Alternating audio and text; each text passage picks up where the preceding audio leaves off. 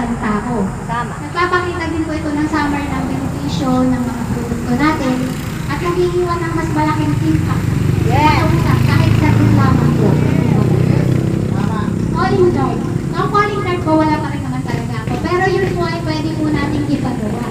So, nagkalaman po ito ng mga information natin, contact number, contact na iba't ibang produkto na pwedeng ialok sa kausap. So, hindi lang po tayo nakapokus sa mga kape, juices, may iba-iba pa pong product ang prescribed class.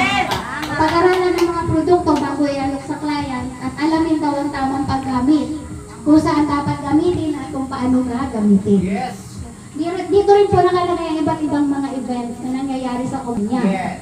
Nakalagay din dito ang mga dapat lagi daw po tayo may dalang mga bond paper. Yung mga unang-una po natin kailangan kasi lalo po pag may mga sasali, pwede po tayo maglagay yung mga pang notes po natin.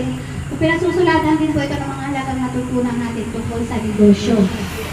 Siguraduhin daw po na na-attend ng training at ay isulat. Nakaplano po lahat po ng hataw natin araw-araw or sa loob ng isang linggo. Makakatulong ito upang maging organisado po yung ating gawain araw-araw. Yes. Maaaring isulat dito ang schedule, mga taong nakilala at mahalagang pangyayari na pwede natin na balikan. Tama. Registration forms. Dapat lahat ng nakasulat ay tama.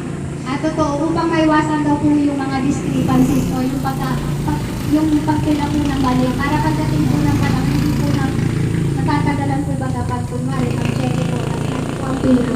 Yung cheque po is hindi agad nakukuha kasi may discrepancy po. Kailangan pa po ng fill-up ng panibago para doon sa discrepancy form. Kaya po dapat lahat po ng isusulat sa registration forms ay totoo. Kaya po lahat ng may ID po dapat tayong tingnan para po hindi nagkakamali. Sa likod ng form nakalagay ang mga batas ng company at mga nakatakdang parusa nasa napatunayan na may nilabag ka daw po na rules and regulation. Tama. So doon po nakikita yun sa form. Yes. Registration form. At yun lang po at great morning po sa inyo lahat.